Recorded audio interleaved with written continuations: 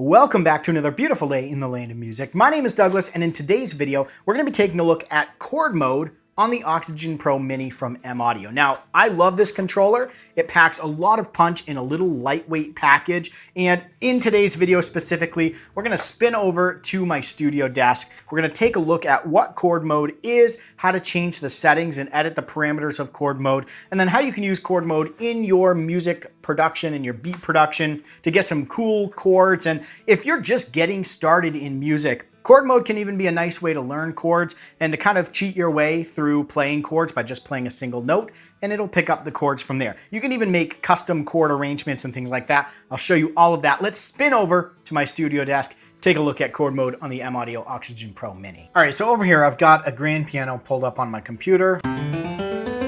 And I'm not using the DAW or the virtual instrument for any of this chord mode functionality. Everything that we're talking about in this video is 100% contained inside the Oxygen Pro Mini. Now, what's nice about this is whether I'm using a virtual instrument like I'm using with this grand piano, or I've got this connected to maybe my Nord Stage 3, an external source that's not a computer. You know, maybe using the MIDI on this to control a external synthesizer or something like that, I can still use chord mode for all of that. So everything that we're doing with chord mode is right inside the controller.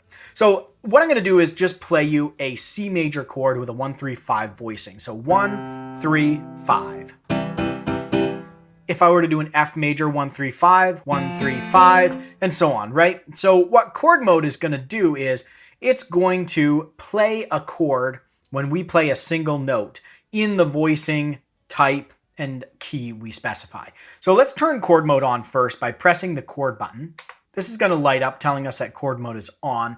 And if we don't change any settings, we just play this as it comes when you turn the controller on. I'm going to play the C note. And you'll notice what I'm getting is a 1-3-5. Same as when I play a 1-3-5 major. So there I'm able to quickly play chords by just playing single notes. And what chord mode does is it takes the voicing that's been set and it plays the notes within that chord and makes sure that they're within the scale or the key that we select. So to edit the settings for chord mode, we have a couple of options. So you'll notice the labels above the keys here. And this is for chord mode. So we can quickly change settings like the voicings or the key, the root note that chord mode is playing in very quickly without diving into any menus. I'll show you that here in a minute. But to get to the menu, the other place that we can do this is by holding Shift and tapping on the chord button.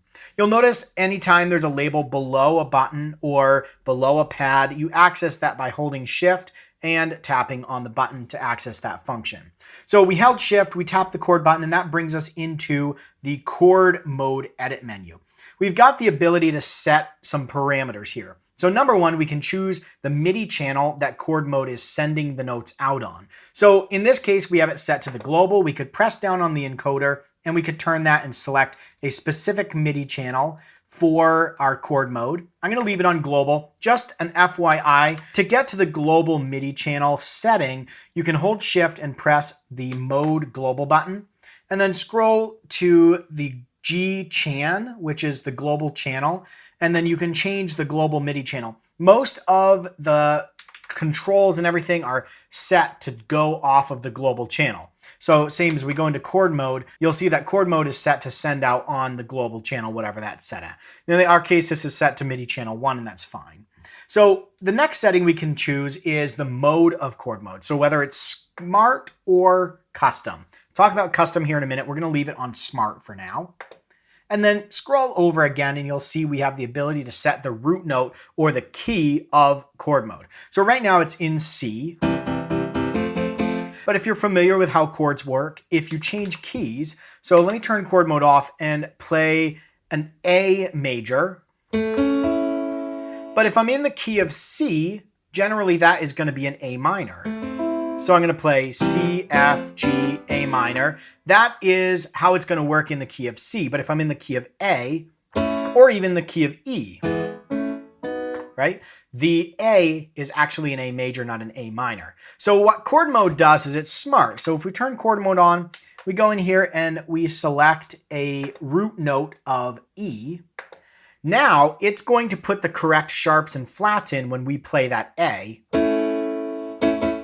It's playing an A major for the key of E. If we go back to C and we play that same A, now it plays us the A minor because we're in the root note or the key of C. So it's smart. It knows what sharps and flats to hit. And that's really helpful if you're not familiar with different chords and how to play them in different keys. You can actually use chord mode to play them for you. So a little bit of a cheat there, but if you're producing music that you want those block sounding chords where all the notes are played at the same time at the same velocity,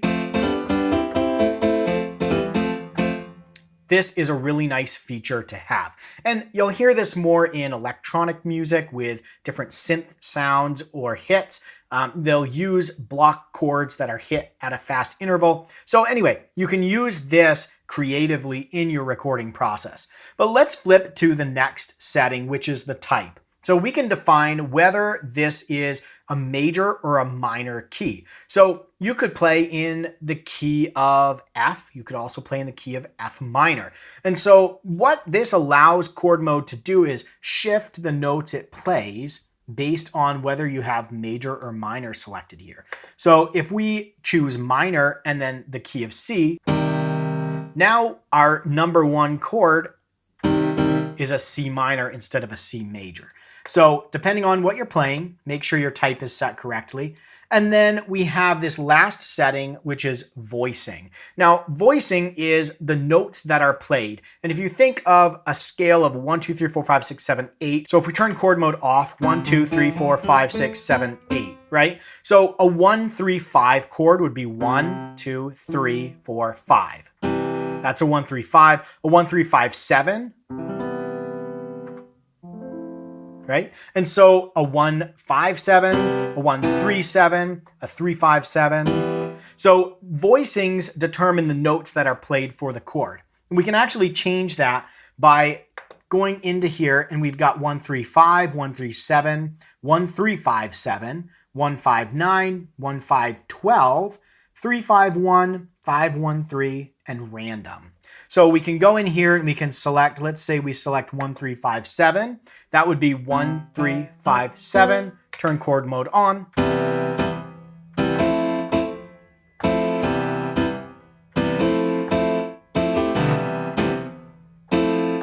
So you'll see that it's playing the notes for that 1, 3, 5, 7 chord. So the other nice thing here is we can go down to our voicing and we can choose random. What this is going to do is every time I play a key, it's going to choose a random voicing.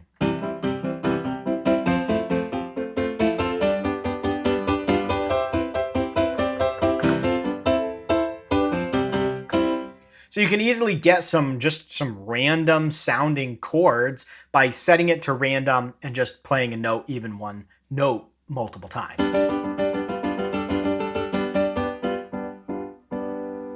Build an entire song like that. So what if you want to build your own voicing? So you want to have a custom voicing. Well, that is where this mode comes in. So what we're going to do is we're going to press down on mode and we're going to change this to custom. Press down on that and you'll notice we now have some additional options. Note 1, 2, 3, 4, 5, 6. So for each of these, we could press down on the encoder and we could select the note we want. Then press down again to select it and move on through our notes. But what we could also do is press down on note 1 and we could play a whole voicing. And then we could press down to select. And what that did is it filled in all of these notes starting with note 1 because that's where I started. It filled in all of these notes with the notes that I played on the keyboard. So now if we play this, obviously, it sounds horrible because I played some really funky notes, but you can see that you can actually build your own custom voicings. Let's go, and one tip here is because we now filled all 6 of these in, if we want to zero them out, we have to go to each one, zero them out. And I'm just going to zero the last 3 because this note that I want to do is maybe just a C sus. So I tap down on note 1, play, tap down again.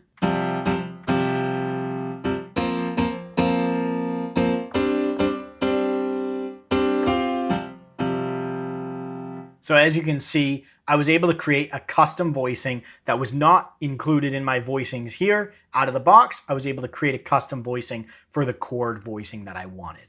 So one last thing before we go is you can actually quickly change settings of chord mode using the keys. All you need to do is hold Shift and tap on the key associated to the label. Now our root note is F.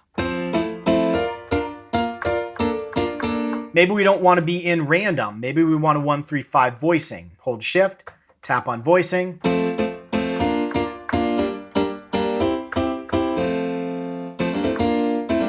Maybe I want to switch to a minor.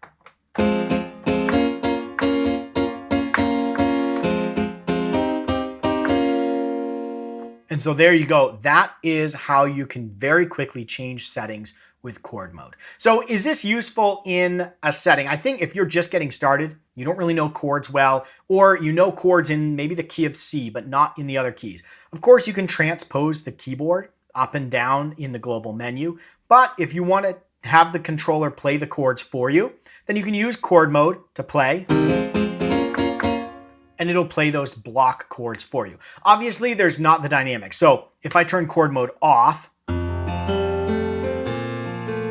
you can't do that with chord mode. So it's really useful if you're trying to get those. But if you're trying to do some nice dynamic chords with different velocities per note and some rocking, you can't do that with chord mode. So depending on your use case, it may or may not be useful, but it's a really nice feature to have, especially if you're into making beats. You want to have some synth sounds that you just play a note and it plays the chord for you. This is a really nice feature to have in a controller, especially too, even if you're not using a computer, you're connecting it to an external source, you can use chord mode to control that external source and play those chords for you. So I hope you found this video helpful. If you've got any questions, throw them down in the comments below. I'll do my best to answer them. We've also got a really great community of users that use this controller as well as the other M-Audio Oxygen Pro line of controllers with a lot of different DAWs and have been using them for months now. So if I can't answer it, hopefully someone else can hop in and answer it as well. As always, thanks for watching. Thanks for supporting this channel. If you're looking to pick up this controller, if you think, man, I don't own that, but it looks like a pretty cool one to own. If you want to support the channel, I've got a link in the description below where you can go buy the M-Audio Oxygen Pro Mini. Thanks for watching. Stay inspired and keep making that music.